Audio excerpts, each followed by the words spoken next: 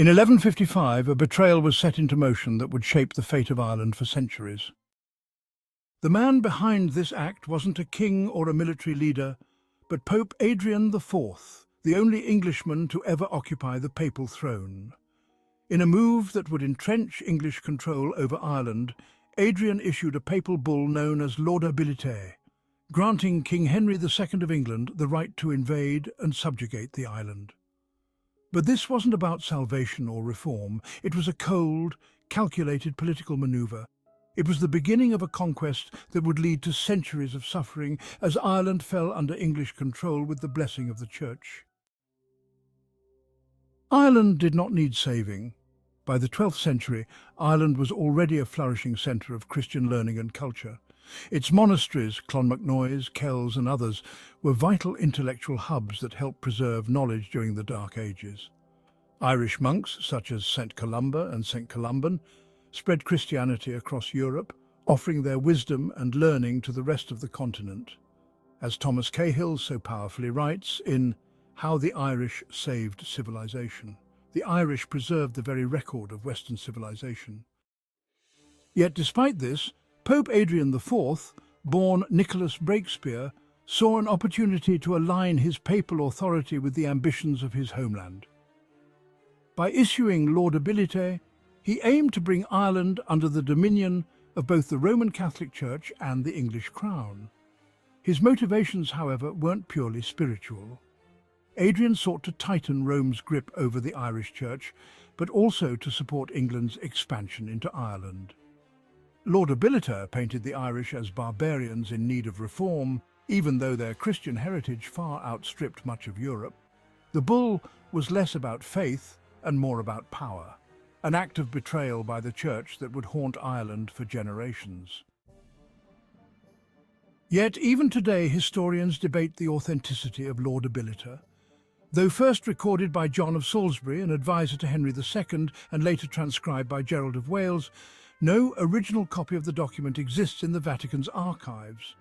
Some scholars argue that Laudabiliter might have been forged or altered after Pope Adrian IV's death to retroactively justify English claims over Ireland. Whether real or a fabrication, its consequences were all too real. King Henry II's invasion of Ireland in 1171 was not simply a military conquest. It was the beginning of a long process of cultural domination. The Penal Laws, which had governed Ireland for centuries, were replaced with English feudal law.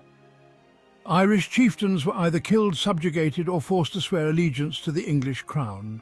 Irish lands were confiscated and redistributed to English lords, as Ireland's traditional systems of governance and culture were systematically dismantled. Laudabiliter was not merely a religious document. It was a license for centuries of English control over Ireland, one that would ripple through the generations. The consequences of Laudabiliter extended far beyond the initial invasion.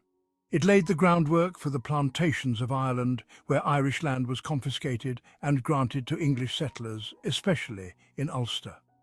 The plantation system fundamentally reshaped Irish society, creating deep social divisions and sowing the seeds for centuries of conflict. The displacement of Irish families, the suppression of their language, and the erosion of Irish customs were all part of a broader strategy to solidify English rule. The anger and resentment generated by these plantations led to countless rebellions and uprisings as the Irish struggled to reclaim their lands and identity. One of the most brutal chapters in this long history came with the invasion of Oliver Cromwell in the mid-17th century. Cromwell's forces, justified by English claims rooted in Laudabiliter, carried out horrific massacres at Drogheda and Wexford, where civilians were slaughtered indiscriminately. Cromwell's troops destroyed villages, burned crops, and left a trail of devastation in their wake. His conquest of Ireland left deep scars that remain to this day. Cromwell himself justified the violence, saying, "This is a righteous judgment of God upon these barbarous wretches." For Cromwell, as for others, Ireland's suffering was not just a military victory, but a divine mandate. Yet despite the violence and oppression, the Irish never stopped resisting. From the 9 Years' War led by Hugh O'Neill in the late 16th century to the countless rebellions that followed, Ireland's long fight for sovereignty is a testament to the resilience of its people. O'Neill's declaration, "We go forth not to conquer, but to defend. As free men we resist being made slaves," echoes the defiance of a people unwilling to submit, even in the face of overwhelming force. But perhaps the greatest tragedy in Ireland's history came in the mid-19th century with the Great Famine. Between 1845 and 1852, over 1 million Irish people died of starvation, and millions more were forced to flee their homeland. This was no natural disaster alone. English colonial policies that prioritised exports of Irish food to England exacerbated the famine, turning it into a catastrophe. As Irish men, women and children starved, food continued to be shipped abroad to feed English markets. The famine was the culmination of centuries of economic exploitation, rooted in the land ownership policies first legitimised by Laudabiliter. At the same time, the Irish Catholic Church, which had once been complicit in English domination, evolved into a symbol of resistance. Despite the penal laws that sought to suppress Catholicism by banning land ownership, public worship and education, the Irish held on to their faith. In the 19th century, the Church became a unifying force in the struggle for Irish independence. Daniel O'Connell, known as the Liberator, led the peaceful struggle for Catholic emancipation, securing greater rights for Irish Catholics. His words, "The altar of liberty totters when it is cemented only with blood," reflect the growing desire for freedom without violence.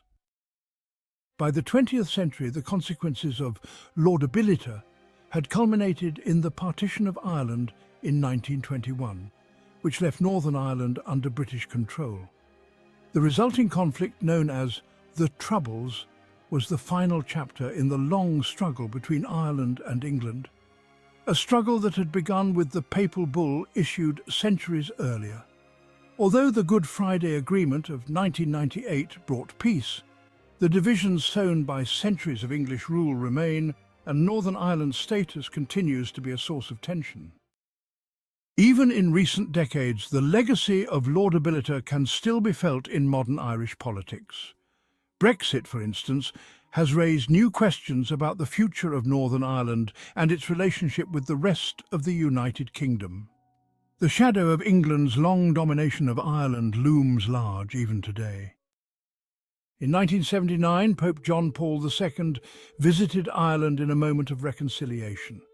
Speaking during the height of the Troubles, he called for peace, saying, "On my knees I beg you to turn away from the paths of violence and return to the ways of peace." This moment marked a significant shift in the Church's stance on Ireland, from enabler of English conquest to a voice for reconciliation. And so, we are left with a question. Can a nation ever fully recover from a betrayal so deep, so far-reaching, that it shaped its history for centuries? Pope Adrian IV's decision to hand Ireland to England wasn't just a political maneuver. It was a betrayal of the Irish people that led to centuries of suffering. But Ireland's resilience, its defiance, and its eventual triumph over oppression have ensured that this story is not one of tragedy alone. It is a story of survival. Laudabiliter may have set the course for conquest, but Ireland's spirit endured. Ireland's history is a testament to the power of resilience in the face of betrayal. The betrayal of 1155 would set off a chain of events that led to centuries of rebellion, resistance, and ultimately the pursuit of freedom.